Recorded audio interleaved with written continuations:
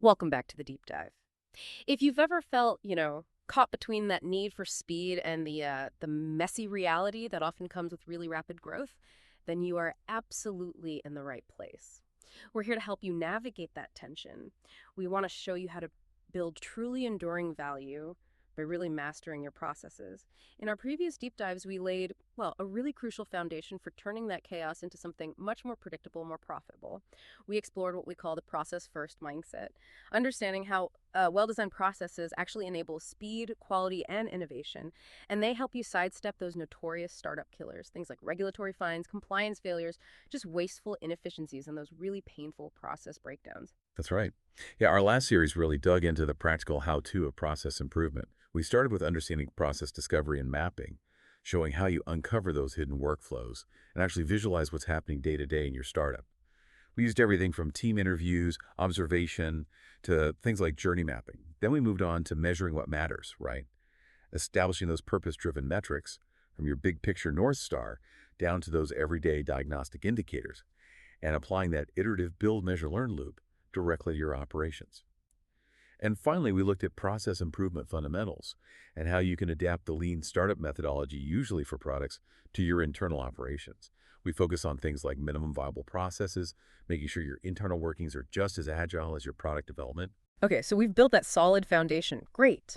But with that foundational work behind us, the natural question is, how do we really sort of turbocharge these efforts, especially in a dynamic, high-growth environment? That's what this new series, Series 3, is all about, advanced methodologies for startup process excellence. And today, we're kicking it off with a concept that, well, it might initially sound a bit counterintuitive for a startup, maybe even intimidating, but it's incredibly powerful, Kaizen. Yeah, what's fascinating here, I think, is how Kaizen, which is a philosophy rooted in continuous small-scale improvement, can be so powerfully applied in settings that often value, radical disruption, big bangs. So our mission today is to explore the practical techniques of Kaizen.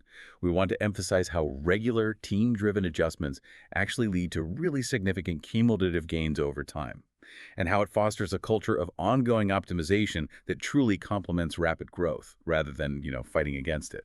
Right. So let's unpack this a bit, because when many of us think startup, we instantly picture that old mantra, move fast and break things. But our sources, they make it pretty clear that mantra is, well, increasingly obsolete. Today's winners move fast and build enduring value. How does Kaizen, with its focus on continuous incremental improvement, actually fit into that newer picture? Well, if we connect this to the bigger picture, Kaizen is precisely how you move fast and build enduring value. It's really the engine for it. It's a Japanese philosophy where improvement's like baked right into the daily work. It's not just tackled in occasional massive projects. But that definitely begs the question, can small changes really make a significant impact in a fast-paced startup? Is it enough? Yeah, that's the key question, isn't it? Absolutely. And the answer is yes. Mhm. Our research gives a fantastic example, this B2B software startup called Cloud Secure. In just the first month of implementing Kaizen, they made 47 minor changes. And none of these took more than an hour of actual work. 47 minor changes. Okay, those numbers are compelling. But I can imagine a startup founder juggling a million things, and the idea of 47 small changes, even if they're quick, might still feel overwhelming. What's the kind of hidden insight there? Is it about reducing the cognitive load, maybe, or just making improvement less intimidating? Exactly that. The profound insight isn't just the cumulative effect, though that's huge. Customer onboarding time down 30%, support response time improved 40% in that Cloud Secure example. It's that small changes have inherently lower risk. They have faster feedback cycles, and perhaps most importantly, they build psychological momentum. You're not asking your team for a moonshot every week. You're asking for a single achievable step. This makes improvement accessible, even when resources are scarce and time is critically short. And that brings us to another core principle of the Kaizen mindset. When problems inevitably arise, and they will, you focus on what in the process allowed the mistake, not who made the mistake. It's about blameless problem solving. Okay, process over blame. I agree, that's critical for a healthy culture. We hear that a lot. But let's be real, in those high-pressure startup environments, it's so easy to slip back into blaming individuals. What are maybe one or two really actionable steps a leader can take, like today, to genuinely shift that mindset on their team? That's a great point.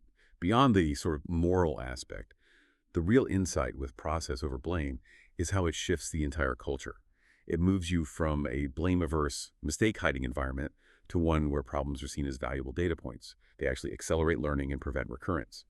So it's to shift the mindset, a leader needs to actively model it consistently. When a mistake happens, instead of asking, who did this? They need to ask, okay, what happened in our process that allowed this error to occur? Then, crucially, involve the person who made the mistake in fixing the process, not punishing them. Turn errors into learning opportunities. This also means establishing clear, simple standards for key activities, and then continuously improving those standards based on real-world experience, rather than just letting processes vary based on who's doing it that day, individual preferences. Standards over preferences. Yeah, got it. Okay, so we've talked about the underlying philosophy of Kaizen and its powerful principles. Process over blame, small over large. But for someone listening right now thinking, okay, I get the theory, but how do I actually do this? How do I start? That's where the concrete framework comes in, right? Is there a repeatable cycle we can follow to start making these continuous improvements happen? Indeed, there is. The core framework for Kaizen is the Plan-Do-Check-Act cycle. You might hear it called PDCA. It's really simple conceptually, yet incredibly powerful for driving iterative improvement. So, plan. This is where you define a specific problem or maybe an improvement opportunity. You analyze the current situation, figure out the root causes, perhaps using something like a 5 whys approach, where you just keep asking why a problem occurred to drill down past the symptoms to the fundamental cause. And then you develop a simple, focused improvement plan. Really important. Include clear success metrics. How will you know if it worked? The key here is to be brief but thorough in your understanding before you jump straight to solutions. Okay, plan. Makes sense. Resist the urge to just fix it immediately. Exactly. Then comes do. Implement your planned improvement. Ideally, do it on a small, manageable scale first. Don't try to boil the ocean. Document exactly what you did, collect data as you go, and make notes of any unexpected challenges or outcomes. And it's absolutely crucial to involve the people who actually do the work in this implementation phase. They're the experts. Right, involve the team. Then what? Check. Measure the results against those expected outcomes you defined in the plan stage. Did it work? How well? Analyze any gaps between expected and actual results. Identify any unintended consequences, good or bad, and gather feedback from everyone affected by the change. Okay, check. Seems vital. It is. And finally, act. If your improvement was successful, great. Now you standardize it. Document the new process, maybe update checklists or guides. Train others who need to know, and share your learning across the team or even the company. If it didn't work as planned, don't just abandon it. Analyze why it didn't work, adjust your approach based on what you learned, and then restart the PDCA cycle with your new insights. It's a continuous loop. Plan, do, check, act. It flows logically. Now, you mentioned a practical tip in the source material, the 5x5 rule. Tell us about that. Ah yes, the 5x5 rule. To keep this PDCA cycle really agile and suitable for startups, the suggestion is this. The plan and do phases together should take no more than 5 days combined. And the improvement itself, the work involved in the do phase should require no more than 5 hours of total work. 5 days for plan and do, 5 hours total work. Wow, that sounds incredibly agile, really aligned with the startup pace. But what if you had an unexpected roadblock? Say, in the do phase, something genuinely takes more than 5 hours to resolve. How do you maintain the spirit of Kaizen without rigidly breaking this rule? Yeah, that's a really practical question, and it speaks to the agility needed in startups. The 5x5 rule isn't like a strict law you get penalized for breaking. It's more of a guideline, a constraint designed to force focus on quick, manageable changes. Keep the momentum going. So if you hit a roadblock that looks like it's going to blow past the 5-hour work limit, it often means your initial plan might have been a bit too ambitious for a single Kaizen cycle. The Kaizen spirit in that case would be to say, okay, how can we break this larger problem down into smaller, bite-sized improvements that do fit the 5x5? Or maybe you quickly pivot your plan, you complete a smaller part of it within the limits, get that win, learn from it, and then use the insights from that partial do phase to inform the next PDCA iteration. It's really about constant momentum and learning, not necessarily perfect execution on the very first try. That makes so much sense. It's about building those muscles for constant betterment, not getting bogged down. So what are some specific tools beyond PDCA that a startup could use to put this Kaizen philosophy into practice day to day? How do they actually get their hands dirty with this? Right, this raises an important question. How can startups, often really resource-constrained, implement these kinds of tools effectively? The source material identifies 5 particularly valuable Kaizen tools for startups. First up is 5S Workplace Organization. This is a systematic approach. Helps organize your physical workspaces, but maybe even more importantly for many startups, your digital workspaces too. Think, sort, get rid of what you don't need, Set in order. A place for everything in its place. Shine, keep it clean and functional. Standardize, make the rules clear, and sustain. Keep it going. Okay, 5S. So for a startup, this isn't just about tidy desks. Not at all. It's about organizing shared drives, standardizing naming conventions for files and code, archiving outdated documents properly. I mean, I once saw a startup shared drive that was such a mess. It was genuinely faster for people to just recreate a document than try to find the existing one. Applying 5S felt like cleaning out a clogged artery suddenly. Information flowed, it reduces time wasted searching, prevents errors, and creates an efficient environment that can actually scale as you grow. Yeah, I can see the value there immediately. What else? Visual management. Yeah. This is all about making process performance and problems immediately visible to everyone. Think simple flowcharts on a wall, digital dashboards showing key real-time metrics, or maybe Kanban boards tracking work in progress. To do, doing, done. This visual clarity allows for much faster reactions and course corrections because everyone can see what's happening at a glance. No hiding. Okay, visual management. Makes sense. Next, What? Gemba Walks. Gemba is a Japanese term meaning the actual place where work happens. So this practice involves leaders, managers, anyone really, regularly going to observe work where it happens.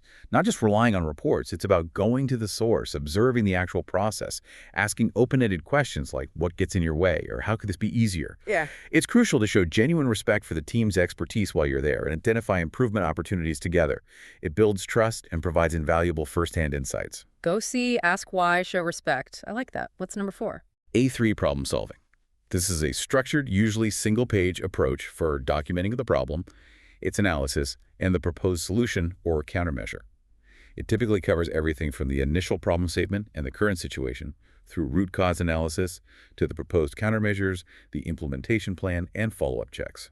It forces clarity and conciseness, which is ideal for busy startup teams. It gets everyone on the same page, literally. A one-pager for problem solving. Powerful. And the last one. Standard work. This involves documenting the current best method for performing a specific task. It includes things like the sequence of steps, maybe standard timing for each step, materials needed, and built-in quality checks. It provides a clear baseline for consistent execution, which is vital for quality and efficiency.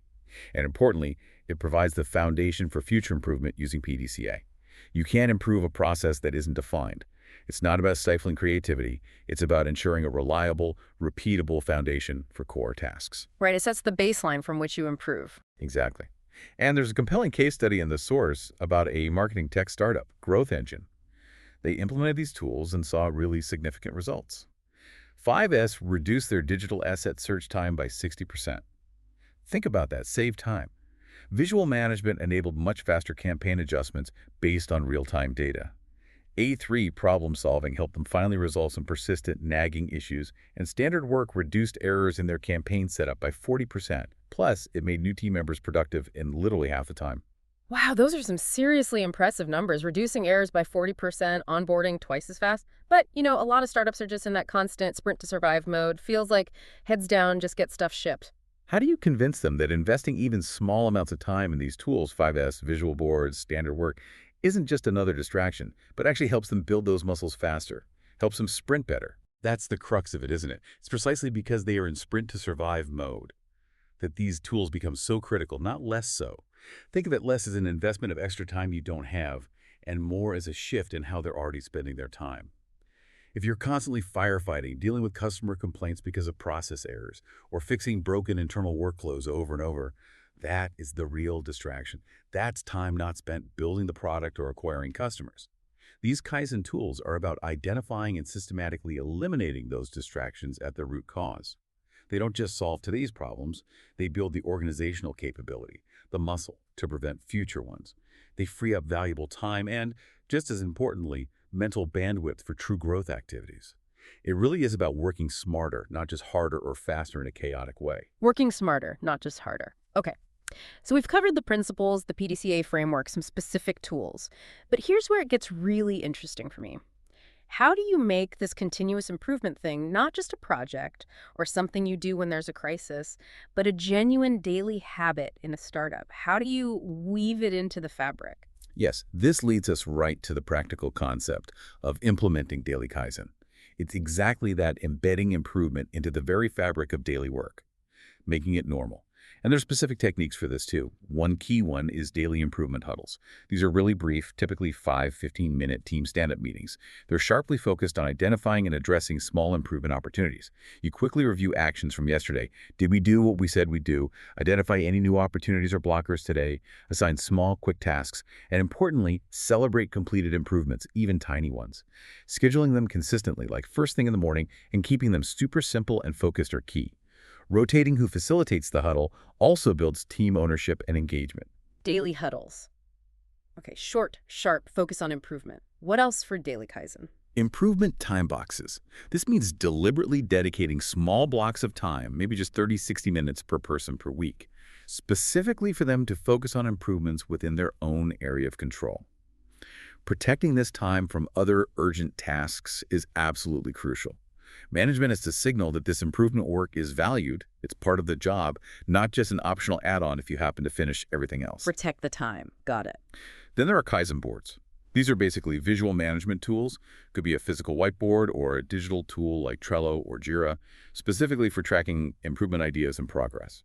They often have columns like probable opportunity, analysis, implementation, verification, and completed. This makes the whole improvement journey visible to everyone.